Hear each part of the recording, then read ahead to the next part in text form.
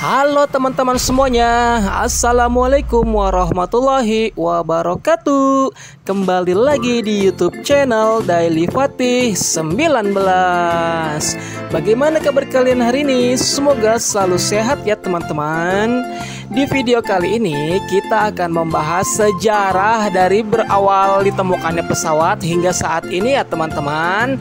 Tonton video kami sampai selesai ya. Tapi sebelum lanjut, jangan lupa support channel kami dengan cara like, komen, dan subscribe-nya ya teman-teman. Sejarah penerbangan dunia sudah dimulai sejak ribuan tahun lalu ketika sejumlah tokoh pemikir mulai menunjukkan obsesinya untuk terbang ke langit. Beberapa tokoh dalam sejarah memiliki ide, teori, dan imajinasi yang lebih rinci tentang penerbangan. Salah satunya seniman dan penemu Italia yaitu Leonardo da Vinci. Sekitar tahun 1505 sampai 1506 ya teman-teman. Dalam bukunya Codex on the Flight of Birds, Da Vinci menuliskan ribuan catatan dan menggambar ratusan sketsa tentang sifat penerbangan ya teman-teman. Ada juga prinsip-prinsip aerodinamis yang akan menjadi dasar awal dan sangat mempengaruhi industri penerbangan dan pesawat buatan manusia.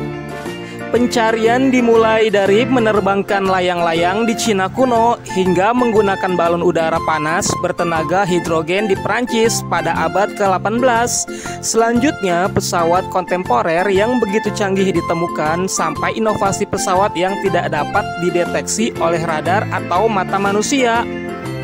Orville dan Wilbur Wright bersaudara melakukan penerbangan pesawat pertama dari Kitty Hawk, Carolina Utara, menggunakan pesawat terbang biplane baling-baling kayu bertenaga bensin yang lebih berat namun terkontrol dan tahan lama ya teman-teman. Pesawat Warwick Flyer menjadi nama pesawat pertama di dunia dan berhasil melakukan 2 kali dari total 4 penerbangan. Durasi terpendek adalah 12 detik dan penerbangan berkelanjutan terpanjang berlangsung selama sekitar 59 detik ya teman-teman. Percobaan keduanya dianggap sebagai peristiwa bersejarah hingga saat ini, tapi prestasi itu sebagian besar diabaikan oleh surat kabar saat itu yang percaya bahwa penerbangan itu terlalu pendek untuk menjadi penting. Setelah Wright bersaudara, para penemu terus mengembangkan pesawat terbang. Hal ini menyebabkan penemuan pesawat bermesin jet yang digunakan oleh maskapai militer dan komersial ya teman-teman. Pada tahun baru 1914, pilot Tony Janus mengangkut 1 penumpang. Penerbangan 23 mil kebanyakan di sepanjang pantai Tampa Bay menelan biaya $5 Amerika Serikat dan akan meletakkan dasar bagi industri penerbangan komersial. Pesawat jet terbang jauh lebih cepat daripada pesawat bertenaga baling-baling dan pada ketinggian yang lebih tinggi, beberapa setinggi 10.000 hingga 15.000 meter ya teman-teman. 2 insinyur, Frank Whittle dari Inggris dan Hans von Hoyn dari Jerman, dikreditkan atas pengembangan mesin jet selama akhir 1930-an. Sejak itu, beberapa perusahaan mengembangkan pesawat listrik yang menggunakan motor listrik daripada mesin pembakaran internal. Listrik tersebut berasal dari sumber bahan bakar alternatif seperti sel bahan bakar sel surya, ultrasubsitor, power beaming, dan baterai. Meski teknologinya masih dalam masa pertumbuhan, beberapa model pesawat jenis ini sudah ada di pasaran ya teman-teman. Lalu, bidang eksplorasi lainnya adalah dengan pesawat bertenaga roket. Pesawat-pesawat ini menggunakan mesin yang berjalan pada propelan roket untuk propulsi, memungkinkan mereka untuk terbang pada kecepatan yang lebih tinggi dan mencapai akselerasi yang lebih cepat ya teman-teman. Misalnya pesawat bertenaga roket awal yang disebut Me-163 Comet yang dikerahkan oleh Jerman selama Perang Dunia Kedua. Pesawat roket Bell X-1 adalah pesawat pertama yang memecahkan penghalang suara pada 1947 lalu ya teman-teman. Saat ini X-15 Amerika Utara memegang rekor dunia untuk kecepatan tertinggi yang pernah dicatat oleh pesawat berawak bertenaga mesin. Perusahaan yang lebih berani juga mulai bereksperimen dengan roket sebagai tenaga penggeraknya, seperti Spaceship One. Ini dirancang oleh insinyur kedirgantaraan Amerika Serikat, Burt Rutan, dan Spaceship Two dari Virgin Galactic. Sejarah penerbangan di Indonesia sudah berlangsung cukup lama ya teman-teman, sejak masa pemerintahan Hindia Belanda. Dunia penerbangan di Indonesia terus mengalami perkembangan seiring dengan kemajuan zaman ya teman-teman. Saat ini di Indonesia beroperasi sejumlah maskapai penerbangan sipil dan komersil. Selain itu juga ada aktivitas penerbangan militer ya teman-teman. Unsur pokok penerbangan yaitu bandar udara atau bandara. Bandara pun terus dibangun. Saat ini hampir di setiap provinsi ada bandara ya teman-teman. Bahkan ada beberapa provinsi yang memiliki 2 atau lebih bandar udara. Berdasarkan catatan yang ada, penerbangan pertama kali di wilayah Nusantara terjadi pada 19 Februari 1913.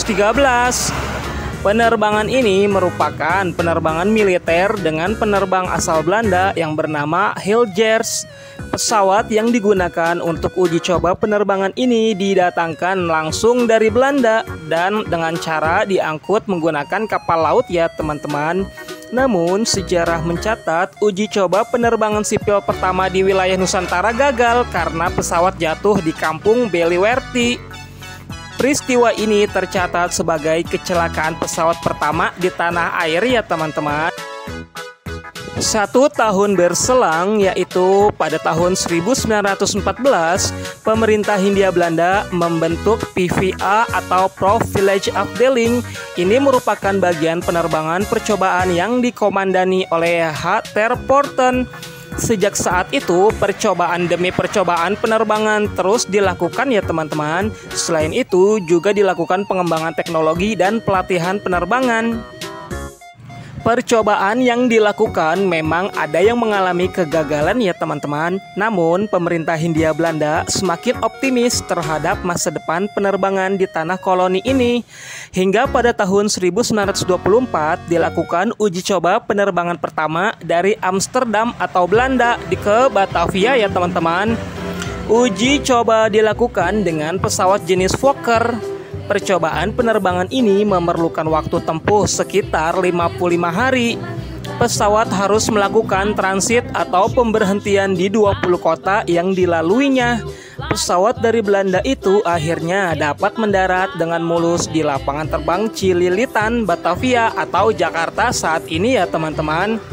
Selama awal 1900-an ini pemerintah Hindia Belanda membangun cukup banyak lapangan terbang yang sekaligus menjadi pangkalan militer seperti di Cililitan Jakarta, Kalijati Subang, dan Sukamiskin Bandung.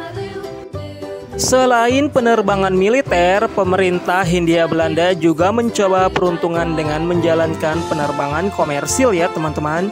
Penerbangan komersil ini ditandai dengan berdirinya maskapai Belanda yang bernama KNILM pada tahun 1928.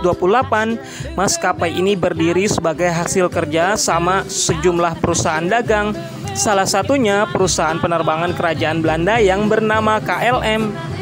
Munculnya KNILM menjadi tonggak baru perkembangan penerbangan di Indonesia saat itu. KNILM mengenalkan sistem penerbangan berjadwal pertama di Hindia Belanda ya teman-teman.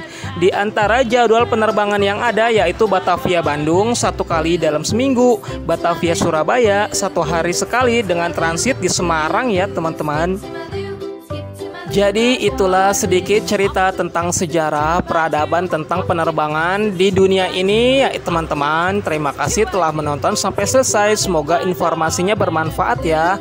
Terima kasih. Assalamualaikum warahmatullahi wabarakatuh. Dadah.